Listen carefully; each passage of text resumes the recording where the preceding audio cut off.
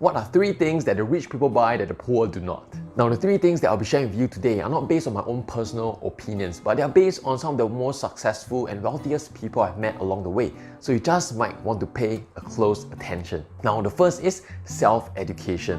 The rich people focus on developing their self-education, while poor people focus on developing their formal education. Have you ever heard of this saying that formal education will make you a living while self-education will make you a fortune? Now, poor people, they focus on getting their formal certifications. And the issue with that is sometimes we are forced to study subjects that we don't necessarily like. And sometimes we are forced to regurgitate and memorize information just to pass an exam. And we don't practice the theory and the information that we learn to develop into a skill. And sometimes we lose the skill as a result of that.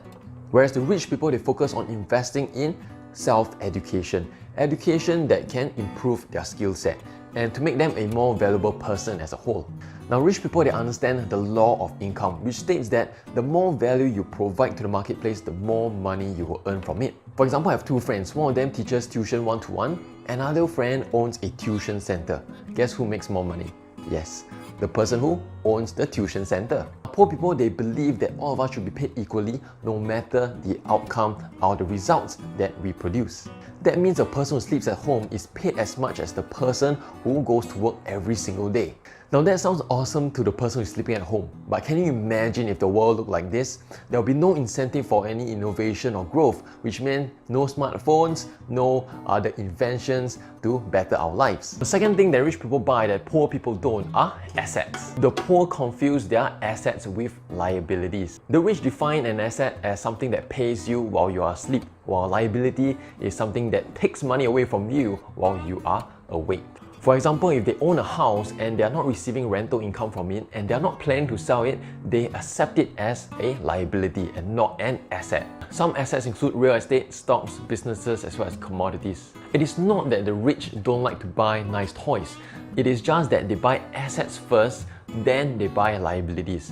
They make their assets pay for their liabilities. For example, I know a rich person who owns many cars, but he uses his property rental income from his portfolio of properties to fund his cars. The last thing that rich people buy that poor people don't is time. Rich people buy time while poor people sell time. Rich people understand that time is the most valuable currency. It is the only thing that cannot be replaced. Money can be replaced. They buy time by hiring people, leveraging on systems, technology, and many other things just to free up their time. They don't just focus on return on investment. They also focus on return on time invested. They ask themselves whether this event that they're going or this activity they're doing is worth their time. Because if it's waste of their time, they're losing a lot of money, which they can never get back.